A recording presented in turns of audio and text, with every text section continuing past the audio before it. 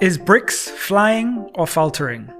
After the summit in Rio, where BRICS nations met to discuss the future of the world, we will find out. Fam, I just want to give a shout out to the sponsor of today's episode, Pace Car Rental. Use promo code SMWX for 10% off your next car rental, and make sure you show Pace some love as they're showing this channel some love. Now, let's get into the episode. Spread the fire. Welcome back to SMWX. If you're new around here, I'm Sizwe Mpofu-Walsh. On this channel, we explore South African and global politics through interviews and analysis. And in terms of global politics, nowhere else to look but the recent BRICS Summit, which happened in Rio a couple of days ago. I want to take a look at what the summit means for the importance of BRICS in an increasingly multipolar world, and exactly what this summit achieved or didn't achieve, and whether or not we can declare it a success. So what we'll do is break this video into three parts. Firstly, we'll look at where we are, some of the context around this summit, what happened in the build-up to the summit. Then we'll look at the successes, what went right at this recent BRICS summit, and then some of the obstacles, what went wrong, before concluding on whether this summit was a success or not. So let's get started with the context. This summit arose in an interesting background because on the one hand, we had some big global moments taking place. Earlier this year, President Trump launched an assault on various BRICS members, well, the whole world, to be honest, the global economy, with his so-called Independence Day announcement on US tariffs. He backed down from some of those tariffs for a while, but the deadline that he imposed for actually implementing these tariffs kind of coincided with this BRICS summit, at least the build-up there too. And so that was humming on in the background.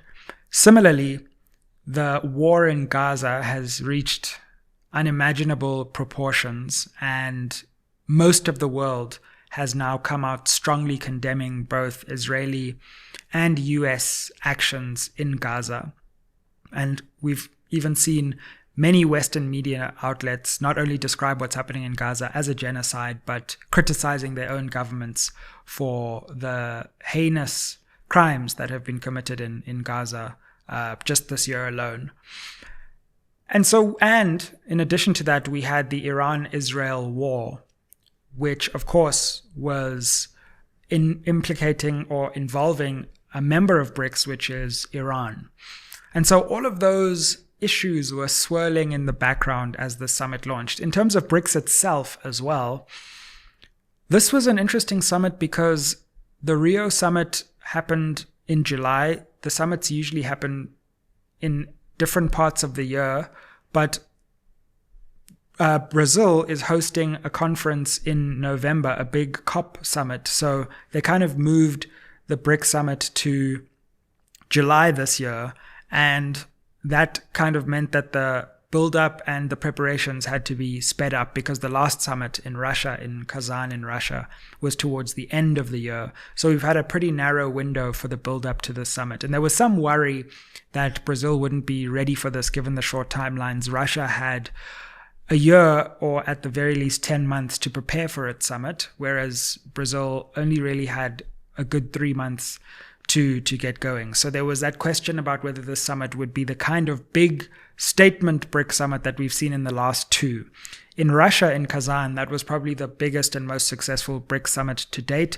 All the world leaders gathered, Putin, Xi, Ramaphosa, and it was a big statement. You had lots of heads of state there, but also some big announcements made. And just at that time, it felt as if you could kind of feel a global transition happening. In Johannesburg, before that, there was the big announcement of many new BRICS nations coming into the BRICS fold. And so that was also a big summit where all the major heads of state, barring Putin, were present. So this one, in some ways, people were a bit worried might feel underwhelming in contrast to the previous two, which have been seen as big steps forward for BRICS. So that's roughly the context of the summit. Let's have a look at exactly what happened, what the successes and the failures were. Let's start with the successes, because this was another important moment in Global South history. And I would say, if I were to look at the biggest success here, I would call it the further expansion of BRICS, particularly into Southeast Asia. Now, at the beginning of this year, BRICS got a shot in the arm when Indonesia, one of the world's most populous nations, one of the world's most important rising economies, officially joined the fold of BRICS. But there was a question about Vietnam, which is also a massively important economy in global supply chains. Particularly with this tariff war, the US has attempted to dislodge Vietnam and China, who are rebuilding their relationship after a very complex relationship over many decades and indeed centuries. But in an attempt to move supply chains from China to Vietnam, the US has been trying to dislodge Vietnam from China and present it as an alternative to China as a manufacturing hub. But in the middle of the Iran-Iraq war, when global attention had shifted to that conflict, we got an announcement from Vietnam that they were joining as a BRICS partner country. And that's a tremendous step forward again for BRICS. These are serious economies. Indonesia, Vietnam, China, of course, is a founding member. So we got an expansion of BRICS towards Southeast Asia this year, which is seen as one of the key venues for global growth going forward. President Putin has suggested that there are two areas that Russia sees as the biggest domains of global growth for the future. That's Southeast Asia and Africa. And so BRICS is expanding into both of these areas. But this summit and this year has really been about the Southeast Asian story. And in addition to Indonesia and Vietnam, we also had Thailand coming on and joining the extended fray of BRICS. And we also had Malaysia coming on board as well. So you can see that that area of the world, a crucial area for global growth, is now in some ways a hub of BRICS activity. One of the key moments in the summit, therefore, was a speech by the Malaysian Prime Minister Anwar Ibrahim at the BRICS Business Forum, I believe, where he really set the tone for a kind of new global South solidarity that breaks free of old colonial patterns of global domination, and where countries that were once colonized stand as truly independent and sovereign nations in a new global future. I want you to take a look at some of the things he said. Take a look, for example, at this clip where he narrated the history of global South activism in world politics. The attempt to save the voice of newly emerging economies and countries post-colonialism was by Sukarno of Indonesia, Chao En-lai of China, Jawaharlal Nehru of India, Nkrumah of Africa. It was a bold attempt to ensure that the voice of conscience, those struggling for freedom and justice, is heard. Not much success. It was a bold attempt. Then we have a non-aligned movement. Proceeding that, we have G77, still not achieving the desired results. Now, I salute you, President Lula, for having the courage to proceed with a clear vision, a clear commitment to voice the concerns, aspirations of the people, particularly of the Global South. And throughout that speech, he echoed a similar theme of there's been a long story of formerly colonized countries trying to find their voice within the international system, non-aligned movement, G77, etc. But BRICS is now that new venue for this long historical march towards a more equal global order. So Anwar Ibrahim delivering this important speech, Vietnam, Malaysia, Thailand coming on board, Indonesia coming on board. I think the story of BRICS in 2025 is the solidification and the consolidation of BRICS within the Southeast Asian context. And that is a very big statement, particularly because of how important Southeast Asia is, both to global politics, but also global economics. There were some other successes that one could speak about, particularly in terms of the economic context. BRICS has made this very long-term promise to try and rebalance the global economy away from the dominance of the US dollar and Western institutions like the World Bank and the IMF, but also financial institutions in terms of payment systems and how paying for something in one country to a company in another country can be facilitated not only by Western institutions, but by BRICS-backed institutions. And there weren't any major steps forward except for in one particular area that I can see, and that was in the global payments area. So there's this idea in global finance where if you are paying for something in one country and you need to get it in another country, there's kind of an intermediary institution called SWIFT, which tells the bank in the one country that a payment needs to be made into a bank account in another country and helps facilitate that payment. And it's a very important communication device in cross-border payments, not just between individuals or businesses, but also in terms of big transactions like trade. And this is currently, in the eyes of many BRICS nations, a Western-dominated system, also tied to the dollar. And BRICS countries have announced earlier, but furthered in this summit, that a BRICS alternative payment system, I think they call it BRICS Pay, is on the way. The plan has been announced, but we don't yet have any full implementation of that. But what we do know is that BRICS nations are working concertedly towards building this new communication language, and that will then open the door for cross-border payments between BRICS nations in their own currencies, which is also an intermediary step towards trying to, if not compete with, at least allow a different avenue from dollar-denominated trade. So that was an interesting announcement, even if we don't know exactly when it's going to be implemented. But I think gone are the days when people can say that, well, BRICS just talks and it doesn't implement things, because it does implement things. It's implemented many things like the new development bank itself in the past. And particularly when you have economies like China working very hard on these initiatives, you know that you have the kind of global expertise that you need to implement them. But BRICS, kind of like China in a way, has always worked quite slowly and methodically. It doesn't try to grab the headlines. It doesn't try to run before it can walk. Everything happens very gradually. But if you look back over a long span of time, you realize it's actually making tremendous progress. For example, BRICS summits are now major global events, whereas 5 years ago, they were easily dismissed, particularly in Western media, as kind of not really mattering, whereas nobody can deny that they matter now. And BRICS countries have got a lot more powerful over those last 5 years. So that would be another success that I can see.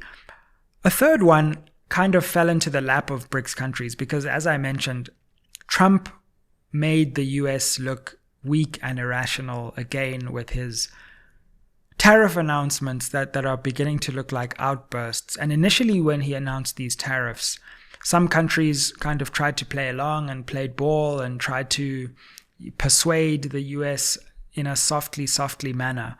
But in truth, these tariff announcements basically didn't really affect any of the BRICS countries.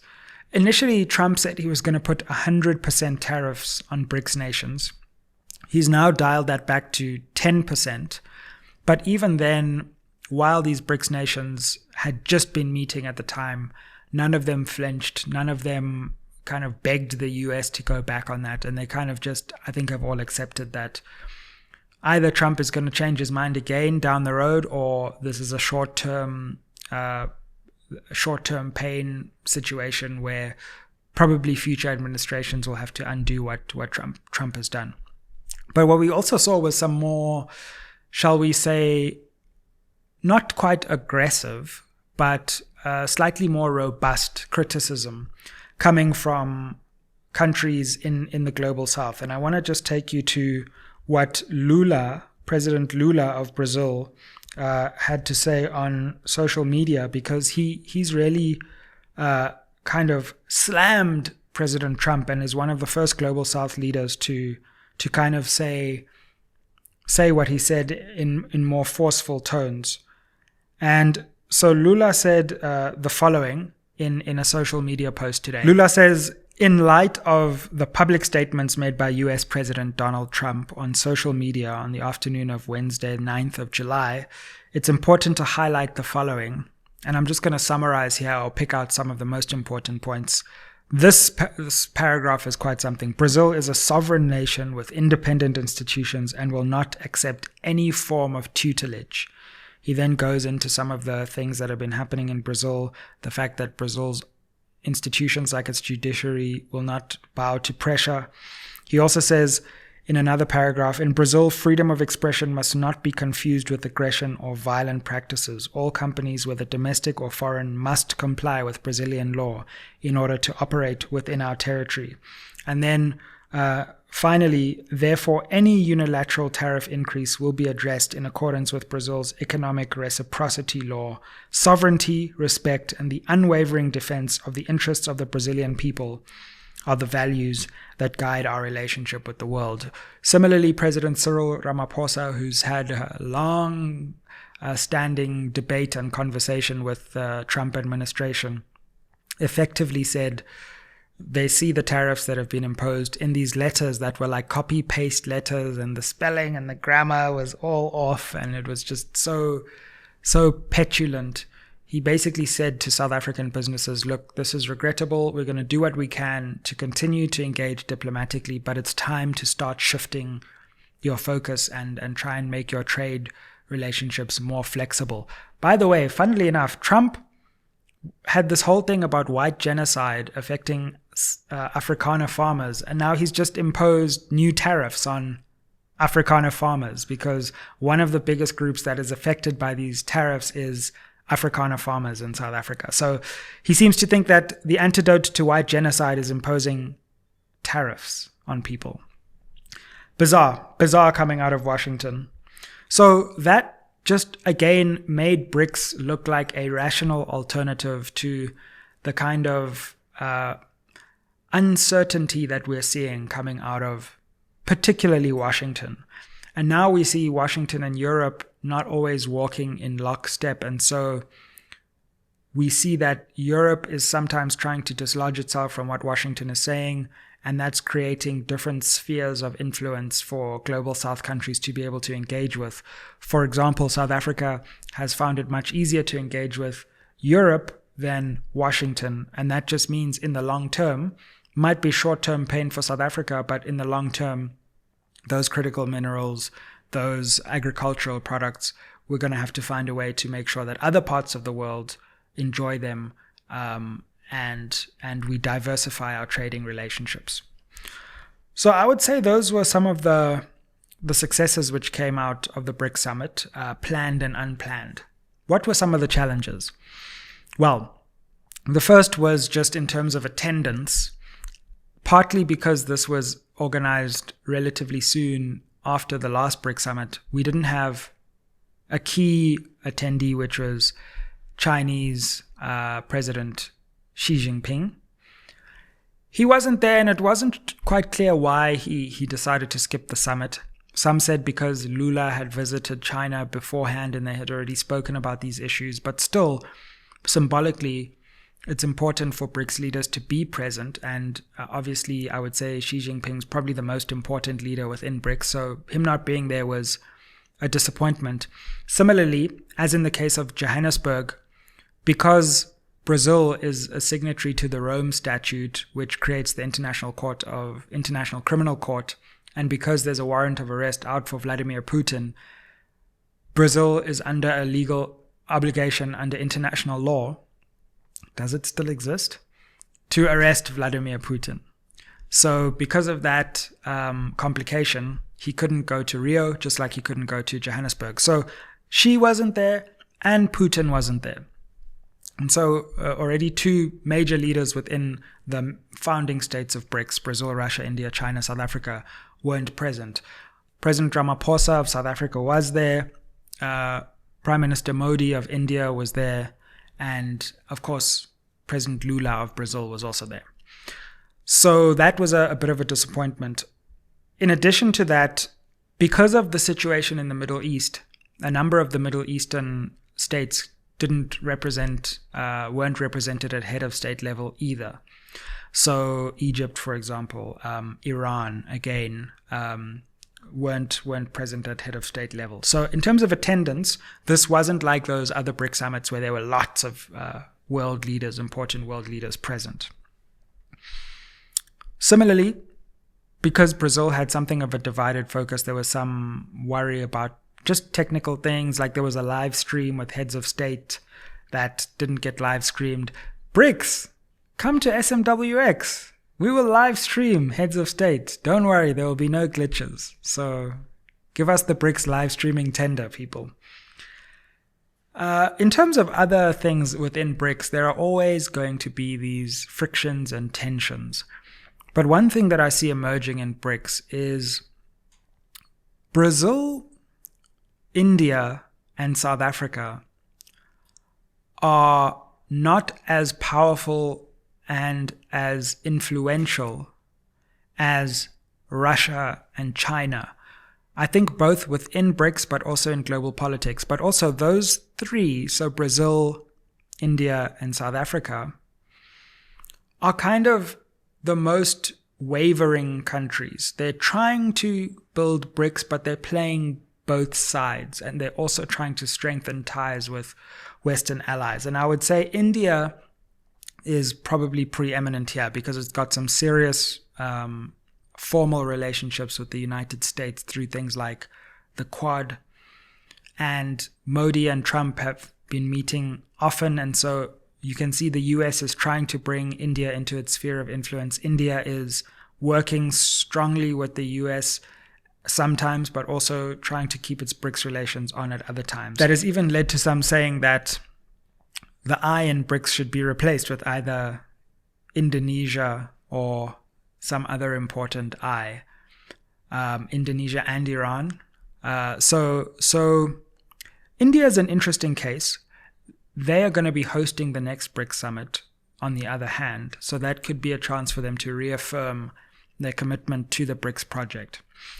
Brazil, again, like South Africa, has elites who want to be Western-tied and Western-led, so there's a big counter-BRICS movement, and President Lula is facing a big election next year, and a right-wing candidate similar to Bolsonaro is going to mount a serious challenge to Lula. So the question is, BRICS is often supported by Brazil when there is a progressive leftist government, but because there's this right-wing backlash in Brazil, there's a question as to whether Brazil's commitment within BRICS will remain strong and whether it can be counted on in the future. And then you've got the sick man of BRICS, South Africa, who just... South Africa. We must just keep telling these very powerful and important countries that we deserve to be at that table. Don't tell them that we don't have electricity and water in our big cities, South Africans, okay? Because if they find out, then they're going to bring in some other country to be a founding member. So it's very disappointing that South Africa has all the ingredients to be a big, influential, powerful economy, but domestic governance issues just keep hampering South Africa. And once again, President Ramaphosa is at BRICS. It's supposed to be a big moment where he shows himself on the international stage, and then a major domestic scandal breaks out in South Africa of corruption, where the police there's infighting in the police, and a major general within the South African police system is coming on live TV and saying that there's a criminal syndicate running the country, and it's all just very embarrassing for South Africa. So South Africa is just tied up in its own domestic failures. So it can't contribute as much to a BRICS initiative as I'm sure other BRICS partners would want it to. So there are those three countries, and then there's China and there's Russia. And those two are really, in my view, the anchor tenants of BRICS. and the driving force behind BRICS. And Russia as a major military power in the world right now, and China obviously as probably the biggest or most important, but certainly if it isn't in the top 2, it's definitely within the top 3 most influential and important economies. It's definitely 1 or 2. So those 2 are really, in my view, the driving force behind BRICS. The other 3 are drivers, but they are, shall we say, compromise drivers at different times. And then you've got the other partners, the other members who are very new to the BRICS game as well, and so they are finding their feet. But in terms of BRICS weaknesses, I do think South Africa, India, and Brazil need to also play as much of a role as Russia and China are playing in driving BRICS forward. And that's why the Indian summit next year is going to be so important. I actually really want to try and get to that summit with the team and film over there. So, hey, anyone who wants to send us to the BRICS summit, give us a shout at the email address, which is in our bio. Okay, so let's continue this conversation because I want to talk about continue talking about some of the worries and shortcomings in the BRICS situation. I think another question is just but here I disagree with a lot of the analysis, especially coming out of Western think tanks and media, which suggests that BRICS is incoherent. You always hear this, BRICS is incoherent. And it's true, but that's true of every global alliance in the world. I mean, does NATO look coherent to you right now? I would say if you were going to look at BRICS and you would look at NATO, for example, which one looks more incoherent at the moment? Not that they're exactly the same. One's a military alliance and the other's a loose alliance of many different countries. But you're always going to find disputes between nations. I would say that the US has become so incoherent with its global partners around the world that it's difficult to now speak of BRICS as being incoherent. The point is whether within that incoherence there is still a drive and a move forward towards a certain coordinated core strategy. And I think you still do see that in BRICS. So yes, of course, Iran and Saudi Arabia are going to have their disagreements, and that's why Saudi Arabia has not taken up the invitation to become a BRICS member yet. Of course, there are serious disputes between India and China. There was even a border conflict in 2019, and there's still serious distrust between those 2 important BRICS members. Of course, Iran might feel like Russia didn't come to its support enough when it was being bombed and attacked. But the ultimate thrust of BRICS, I think, is actually quite coherent. It is that there has been a certain Western dominance in global affairs since the Second World War. That doesn't need to be uprooted, but it needs to be changed. So if global institutions don't change themselves, like the UN Security Council, like the IMF and the World Bank, then at the very least, a parallel global architecture needs to be built for countries of the global south. And that's a very coherent message, which I think BRICS continues to push. So as we take a step back, this was an interesting summit. I don't think BRICS has gone backwards, nor do I think that this summit was a quantum leap forward. It continues in the tradition of slow, gradual, and incremental progress on BRICS.